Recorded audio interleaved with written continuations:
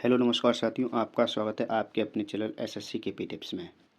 साथियों, आज की इस वीडियो में आरआरबी जीके के टॉप 25 क्वेश्चंस बताने वाला हूं, जो कि दोस्तों आरआरबी की परीक्षा में अधिकतर पूछे जाते हैं। तो दोस्तों ये वो वेरी इंपॉर्टेंट क्वेश्चंस हैं जहां से दोस्तों आरपीएफ कांस्टेबल की परीक्षा में 4 से 5 प्रश्न आपको देखने को मिल सकते हैं। तो दोस्तों वीडियो को स्टार्ट करते हैं। प्रश्न नंबर 1, बुद्ध को निम्न में से किस स्थान पर ज्ञान प्राप्त हुआ था? दोस्तों यह प्रश्न जो है आरपीएफ कांस्टेबल 2019 में पूछा गया है। तो दोस्तों इनमें से कौन से स्थान पर गौतम बुद्ध को ज्ञान प्राप्त हुआ था? ऑप्शन डी इसका राइट आंसर, बोध गया में दोस्तों गौतम बुद्ध को ज्ञान प्राप्त हुआ था। और दोस्तों सारनाथ में गौतम बुद्ध ने अपना पहला उपदेश दिया था। तो दोस्तों यह प्रश्न वेरी इंपॉर्टेंट है, क्योंकि दोस्तों यह प्रश्न अधिकतर पूछा जाता है। तो दोस्तों यह प्रश्न कुछ इस तरीके से पूछा जाता है, गौतम बुद्ध ने अपना पहला उपदेश कहाँ पर दिया था? तो दोस्तों वो कहाँ पर दिया था? सारनाथ में ही दिया था। और दोस्तों गौतम बुद्ध का जन्म 563 ईसा पूर्व में नेपाल के लुम्बिनी कपिलवस्तु में हुआ था। और दोस्तों गौतम बुद्ध की मृत्यु की जो घटना है उसे क्या कहा जाता है? यह प्रश्न भी अधिकतर दोस्तों पेपर में पूछा जाता है। तो दोस्तों महापरिनिर्वाण इस घटना को कहा जाता है। तो दोस्तों इनकी मृत्यु कब हुई थी? 483 ईसा पूर्व में कुशीनगर यानी कि उत्तर प्रदेश में इनकी मृत्यु हुई थी। और दोस्तों गौतम बुद्ध को बौद्ध धर्म का संस्थापक भी कहा जाता है। तो दोस्तों इन्होंने गौतम बुद्ध ने बौद्ध धर्म की स्थापना की थी, इसलिए इन्हें गौतम बुद्ध को बौद्ध धर्म का संस्थापक कहा जाता है। प्रश्न नंबर 2, निम्न में से कौन सा अनुच्छेद संसद में प्रयोग की जाने वाली भाषा से संबंधित है? दोस्तों यह प्रश्न आरपीएफ एसआई 2 दिसंबर 2024 को पूछा गया है।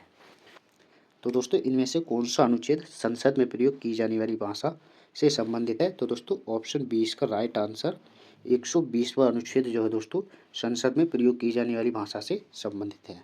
और दोस्तों 118वां जो अनुच्छेद है दोस्तों वो दोस्तों प्रक्रिया के नियम से संबंधित है। किससे दोस्तों? प्रक्रिया के नियम से संबंधित है। और दोस्तों 122वां जो अनुच्छेद है दोस्तों वो किससे संबंधित है? न्यायालय द्वारा संसदीय कार्रवाई की जांच नहीं किया जाना, इससे संबंधित है। प्रश्न नंबर 3, निम्न में से किसे शल्य चिकित्सा के जनक के रूप में जाना जाता है? तो दोस्तों यह प्रश्न जो है आरपीएफ कांस्टेबल 2019 में पूछा गया है। तो दोस्तों इनमें से किसे शल्य चिकित्सा के जनक के रूप में जाना जाता है? तो दोस्तों ऑप्शन बी इसका राइट आंसर, सुश्रुत को शल्य चिकित्सा की जनक के रूप में जाना जाता है। और दोस्तों सुश्रुत को सुश्रुत संहिता का जनक भी माना जाता है।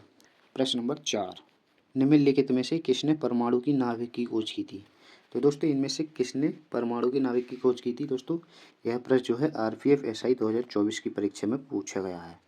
ठीक है दोस्तों, तो इनमें से कौन से वैज्ञानिक ने परमाणु के नाभिक की खोज की थी? तो दोस्तों ऑप्शन बी इसका राइट आंसर, ई रदरफोर्ड। रदरफोर्ड ने दोस्तों परमाणु के नाभिक की खोज की थी। और दोस्तों जेम्स चैडविक ने न्यूट्रॉन की खोज 1932 में की थी।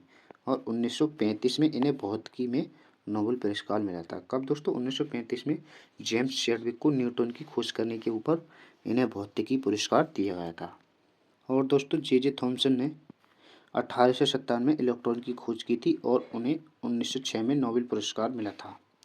और दोस्तों नील्स बोहर ने 1922 में परमाणुओं की संरचना की खोज की थी। किसकी दोस्तों? परमाणुओं की संरचना की खोज की थी।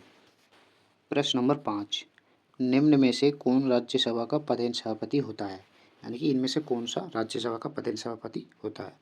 तो दोस्तों ऑप्शन सी इसका राइट आंसर, भारत का जो उपराष्ट्रपति होता है दोस्तों वो राज्यसभा का पदेन सभापति होता है। प्रश्न नंबर 6, चींटी के डंक में कौन सा अम्ल पाया जाता है?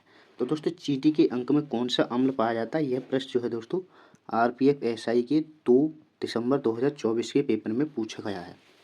तो दोस्तों ये चींटी के डंक में कौन सा अम्ल पाया जाता है? ऑप्शन ए इसका राइट आंसर। तो दोस्तों फॉर्मिक अम्ल जो होता है वो चींटी के डंक में पाया जाता है। और दोस्तों ये फॉर्मिक अम्ल होता है और किस किस में पाया जाता है दोस्तों? यह दोस्तों अनानास, सेब, कीवी फल, प्याज और बैगन और खीरा आदि में दोस्तों ये फॉर्मिक अम्ल पाया जाता है। और दोस्तों जहाँ तक ऑक्जेलिक अम्ल की बात आती है तो वो किस किस में पाया जाता है दोस्तों? यह है दोस्तों गोभी, अजमोद, टमाटर, पालक आदि में यह दोस्तों ऑक्जेलिक अम्ल पाया जाता है। और दोस्तों लैक्टिक अम्ल किस किस में पाया जाता है? वो दोस्तों दूध, पनीर, बियर, दही। दोस्तों ये दही वाला जो है दोस्तों यूपीपी 2024 में पूछा गया था और आदि। और दोस्तों एसिटिक अम्ल किस किस में पाया जाता है दोस्तों? अचार, सिरका, सलाद, ड्रेसिंग और दोस्तों किमची आदि।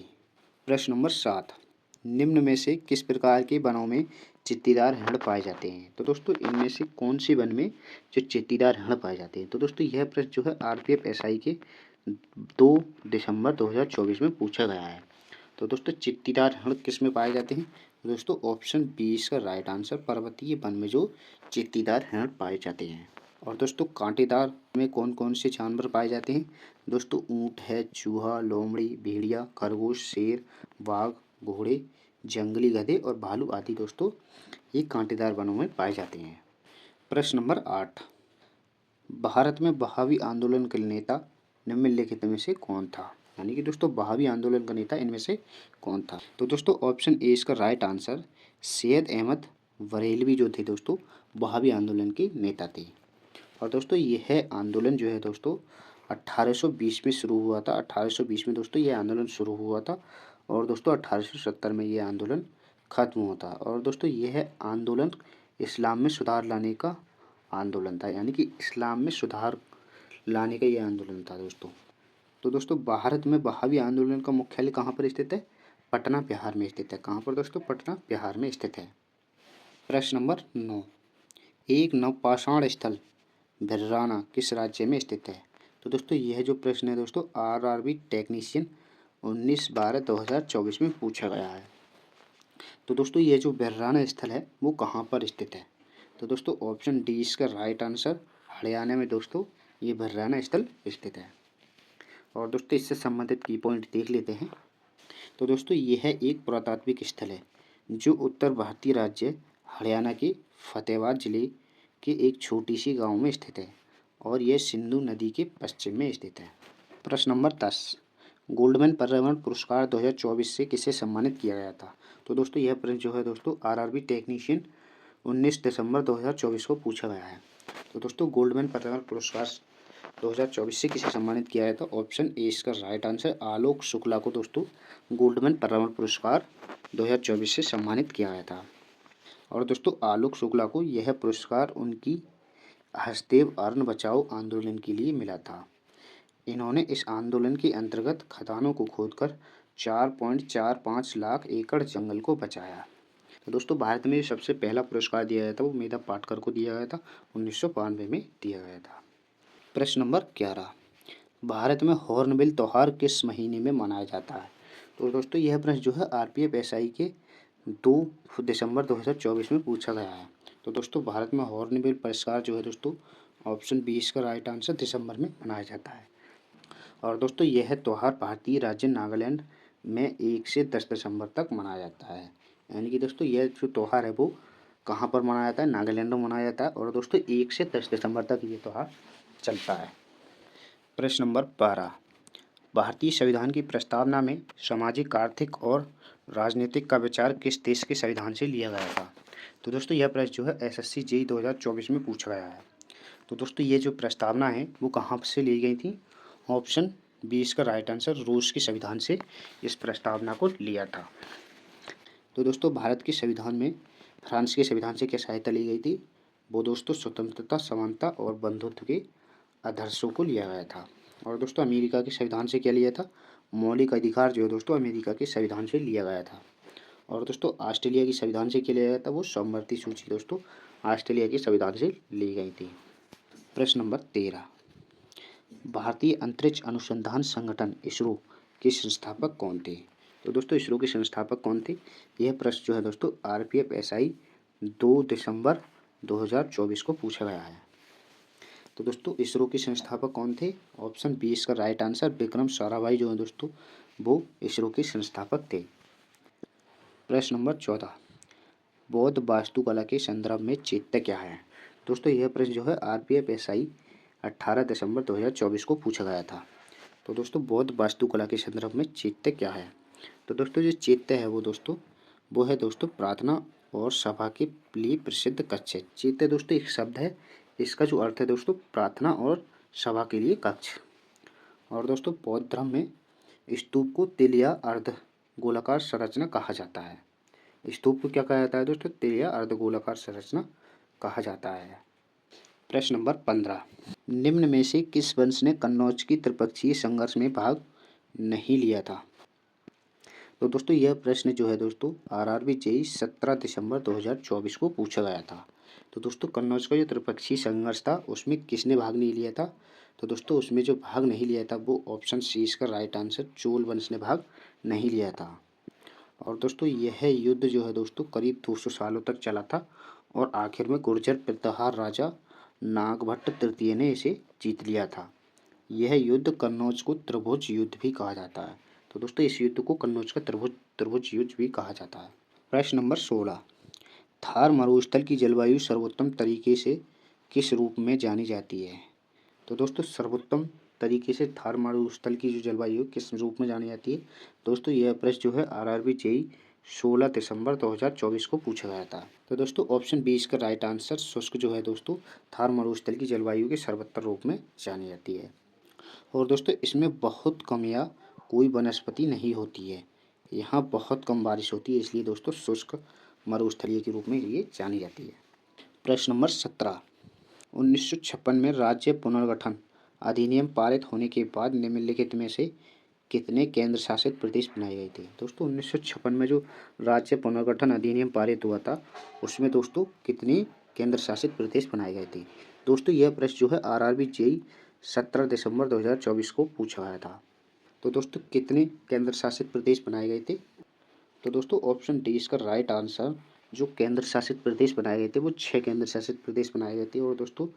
और दोस्तों 14 राज्य बनाए गए थे। कितने? 14 राज्य और 6 केंद्र शासित प्रदेश बनाए गए थे। प्रश्न नंबर 18, किस वर्ष वायुमंडल में ओजोन की मात्रा तेजी से कम होने लगी थी? दोस्तों यह प्रश्न जो है आरआरबी जेई 16 दिसंबर 2024 को पूछा गया था। तो दोस्तों किस वर्ष जो वायुमंडल में ओजोन की मात्रा तेजी से कम हो रही थी?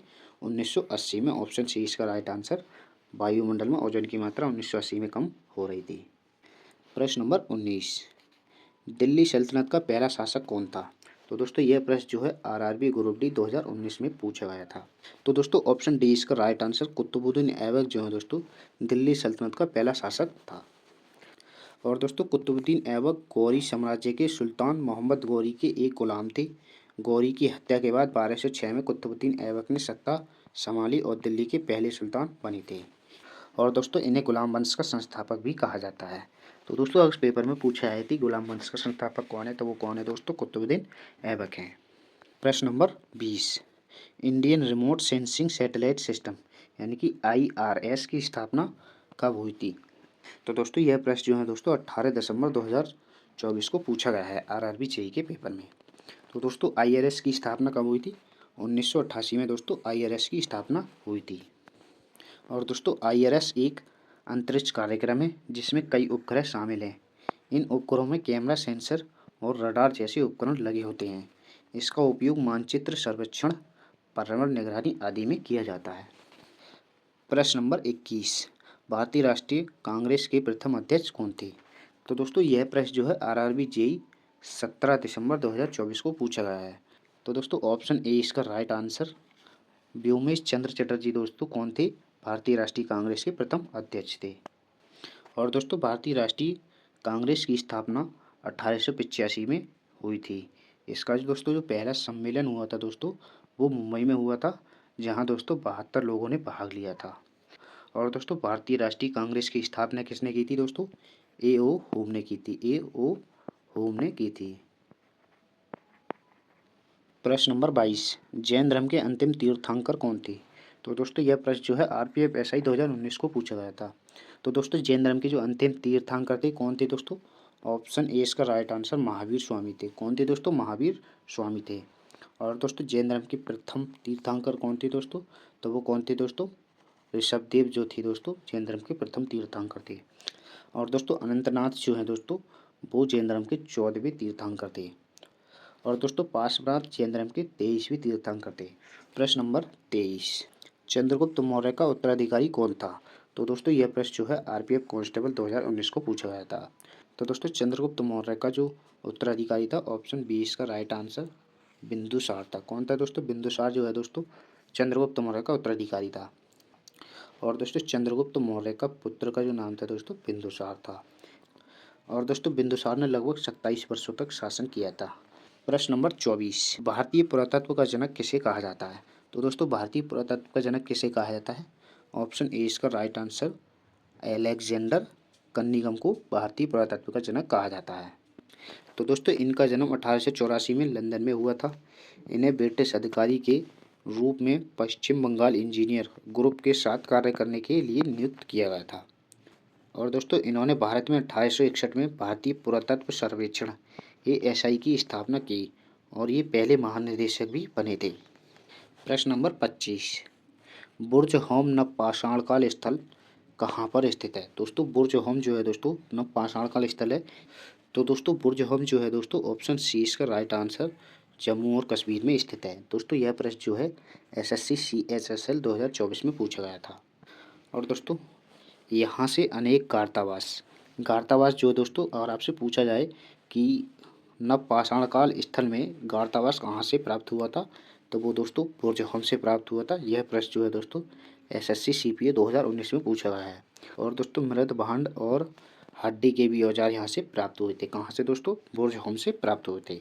और दोस्तों बुर्ज होम में मानव कंकाल के साथ साथ कुत्ते के भी कंकाल मिले थे। दोस्तों अगर पेपर में पूछा जाए किस नवपाषाण काल स्थल में मानव के कंकाल के साथ साथ कुत्ते के भी कंकाल मिले, तो वो दोस्तों बुर्ज होम से ही मिले थे।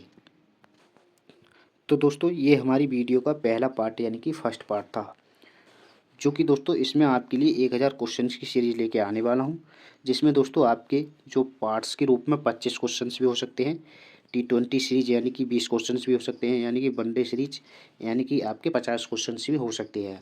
और दोस्तों इसके साथ साथ आपके लिए स्टैटिक जीके यानी कि ट्रिक वाइज लेके आने वाला हूँ, जिसमें दोस्तों प्रीवियस ईयर क्वेश्चंस भी हो सकते हैं। और दोस्तों आपको इसकी प्लेलिस्ट आपको हमारे चैनल पर देखने को मिलने वाली है। तो दोस्तों अगर आपको ये वीडियो अच्छी लगी हो तो वीडियो को लाइक करें और चैनल को सब्सक्राइब करें। धन्यवाद।